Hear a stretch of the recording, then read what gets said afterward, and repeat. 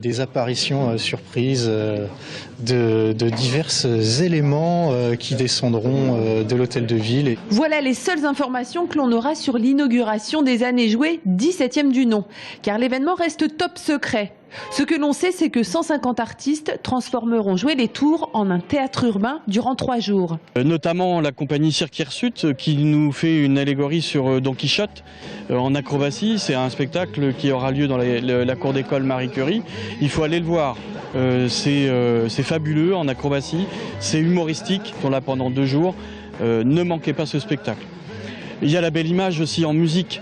La gageure de cette compagnie qui est de la région, c'était à la fois de mêler la déambulation avec un spectacle plus théâtralisé.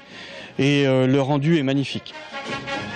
Parmi les temps forts, les plasticiens volants, un immense aquarium qui survolera la ville.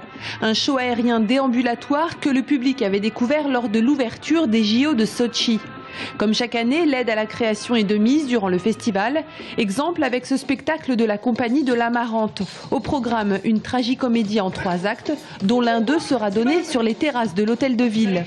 C'est très empreint de rock, et donc l'idée c'est aussi d'étonner les gens, qu'il n'y ait pas une attitude passive face au spectacle. Déambulation, musique, danse et théâtre, sans spectacle gratuit au cœur de la ville. La nouvelle municipalité a adopté la recette gagnante en musclant le budget de ces 3 jours, passant de 200 à 250 000 €. Il y avait des problèmes de sécurité qu'il fallait admettre. Il fallait sécuriser autour du tramway, toute la ligne de tramway. Il a fallu faire un investissement pour du barriérage. Également, le personnel municipal, qui est très présent sur ces Années Jouées, devait être rétribué à la hauteur de leur engagement. Et parfois, les enveloppes n'avaient pas été à la hauteur des attentes des collaborateurs. Un festival dont la reconnaissance et le rayonnement doivent devenir national, a annoncé le maire. Chaque année, les Années Jouées attirent 30 000 personnes.